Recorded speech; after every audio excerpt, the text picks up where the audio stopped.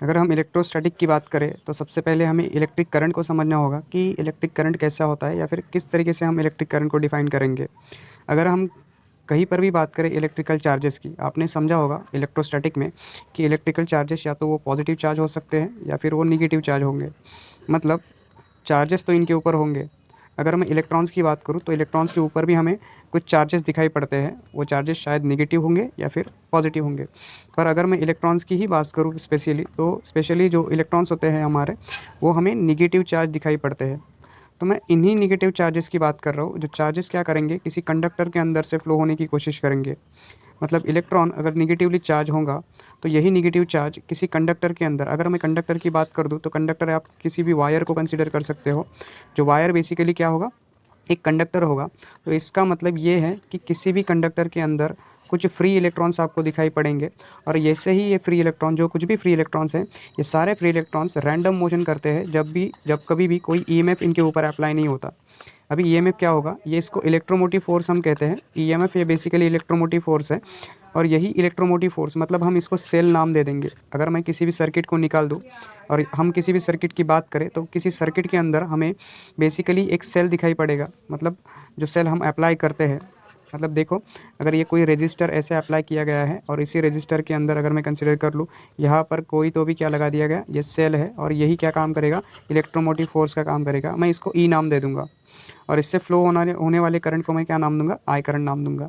और ये अगर सर्किट है तो ये वाला इधर अप्लाई किया गया ये एक रजिस्टर हो सकता है। तो मतलब एक सर्किट क्या है, बेसिकली बहुत सारे एलिमेंट एक साथ कनेक्ट कर दिए हैं और अ, सबको कुछ ना कुछ कनेक्शन देने के बाद उसको उसको एक इलेक्ट्रोमोटिव फोर्स से जॉइन कर दिया गया है। अभी हम बात यहाँ पर नहीं कर रहे थे, हम बात ये कर रहे हैं कि कोई भी कंडक्टर है उसके अंदर जो इलेक्ट्रिकल चार्जेस है, मतलब वो पॉजिटिव चार्ज निगेटिव चार्ज जैसे हम बात कर रहे हैं, जो मूव कर रहे हैं, तो इसको हम कहेंगे, इस कंस्टिट्यूट एन इलेक्ट्रिकल करंट को हम कह देंगे। मतलब अभी फ्री इलेक्ट्रॉन्स जब किसी भी कंडक्टर के अंदर मूव करेंगे, अगर कोई भी इलेक्ट्रोमोटिव फोर्स नहीं तो वो रैंडम मोशन करेंगे। पर अगर इलेक्ट्रोमोटिव फोर्स अप्लाई कर दिया गया तो वो सारे के सारे क्या करने लग जाएंगे, मूव होने लग जाएंगे और इसी को कहेंगे हम इलेक्ट्रिकल करंट। अगर मैं इलेक्ट्रिकल करंट की बात करूँ या फिर सोर्स की बात करूँ, अगर हम सोर्स कंसिडर कर ले तो हम यहाँ पर सोर्स क्या कंसिडर कर रहे हैं, एक ईएमएफ को हम सोर्स कंसिडर कर रहे हैं।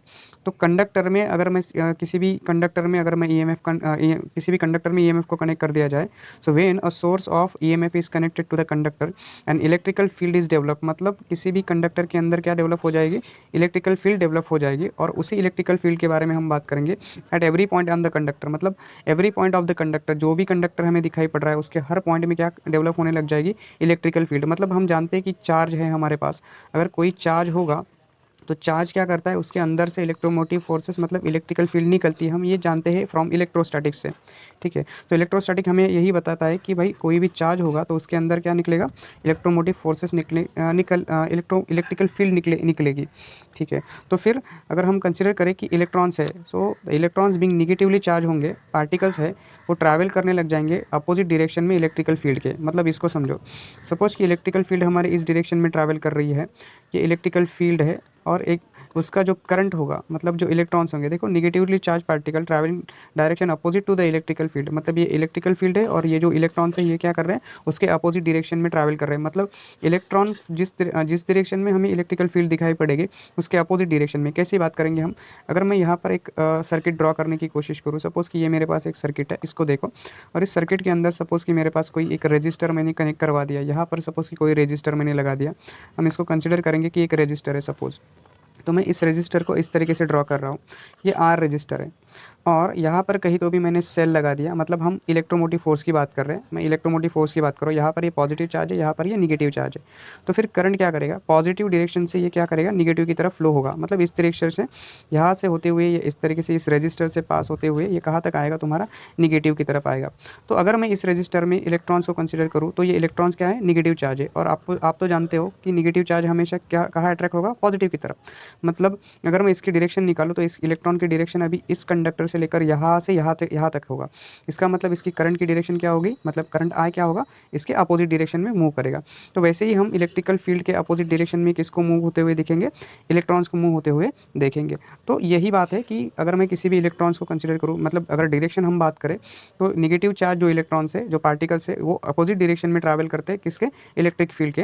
And so the electric current क्या होगा, फ्लो थ्रू द कंडक्टर। तो उसी कंडक्टर के अंदर, जैसे मैंने हमें अभी डायग्राम में आपको बताया, वैसे ही इलेक्ट्रिकल करंट उस कंडक्टर के अंदर से क्या होने लग जाएगा, फ्लो होने लग जाएगा। अभी बात को समझो, मैं एक जनरल फार्मूला और जनरल तरीके से बताने की कोशिश करूँगा कि the rate of flow of charges, मतलब मोस्टली इलेक्ट्रॉन्स की मैं बात कर रहा हूँ, flow of charges electrons is called a electrical current. So flow of charges को ही हम क्या कहते हैं, इलेक्ट्रिकल करंट कहेंगे किसी भी कंडक्टर के अंदर। अगर मैं इलेक्ट्रिकल करंट की बात करूँ, so does not depend upon the time. तो अगर इलेक्ट्रिकल करंट टाइम के ऊपर डिपेंड नहीं है तो इस करंट को हम कहेंगे स्टेडी करंट। बात को समझो, स्टेडी करंट बेसिकली क्या होगा और स्टेडी करंट किसको कहते हैं। तो जो करंट, मतलब इलेक्ट्रिकल करंट जो डिपेंड नहीं है टाइम के ऊपर, जो टाइम के ऊपर डिपेंड नहीं है, ऐसे करंट को हम क्या कहेंगे, स्टेडी करंट के नाम से जानेंगे। तो स्टेडी करंट को भी याद रखना। देखो, कभी भी हम इन छोटी छोटी डेफिनेशन को इग्नोर नहीं करना चाहिए, या फिर हमने इसको इग्नोर करना भी नहीं चाहिए, क्योंकि देखो एक छोटी मोटी डेफिनेशन जो होती है ना, हमारे लिए बुक में दी हुई, अंडरलाइन की गई या फिर हाईलाइट की गई जो कोई भी छोटी मोटी डेफिनेशन होती है, या फिर उसको बोल्ड लेटर में लिखा जाता है ना, ऐसी डेफिनेशन हमें एग्जाम में 1 या फिर 2 मार्क्स के लिए हमेशा पूछते रहते हैं। तो बात को याद रखना कि बेसिकली ऐसे डेफिनेशन को हम किस तरीके से याद रख सकते हैं। तो एक सिंपल सी डेफिनेशन थी, अगर टाइम के ऊपर डिपेंड नहीं है इलेक्ट्रिकल करंट तो उसको हम कहेंगे स्टेडी करंट। बट बात यहाँ पर नहीं समझेगी, क्योंकि हम जो इलेक्ट्रिकल करंट, जो करंट इलेक्ट्रिसिटी हम चैप्टर समझने की कोशिश कर रहे हैं, करंट इलेक्ट्रिसिटी ये जो चैप्टर है हमारा बेसिक, इस चैप्टर में हमें किरचॉफ्स लॉ के बारे में पढ़ना है। अभी ये किरचॉफ्स लॉ बेसिकली हमें बहुत सारी चीज़ें सिखाएगा, मतलब किरचॉफ्स लॉ और उसके एप्लीकेशंस के बारे में हमें इस चैप्टर में जानना है। तो यही कोशिश करेंगे हम, कुछ बहुत सारे एप्लीकेशंस हमें यहाँ पर दिया है, मतलब उसके कुछ 2 लॉ हमें इस चैप्टर में दे के रखे हैं और कुछ एप्लीकेशंस हमें इसके बारे में दे के रखे हैं। उन एप्लीकेशंस को भी हम पढ़ेंगे और also study a few experiment के बारे में पढ़ेंगे, जैसे रेजिस्टेंस को कैसे मेजर करते हैं, जैसे वेस्टोन ब्रिज हो गया, या फिर बहुत सारे एक्सपेरिमेंट हमें दिए and to compare the EMF, electromotive force of the cell. इस सब चीज़ों के बारे में हमें इस चैप्टर में पढ़ना है। तो चलो जानते हैं कि बेसिकली ये जो एप्लीकेशंस है या फिर किरचॉफ्स का लॉ का है वो समझने की कोशिश करेंगे।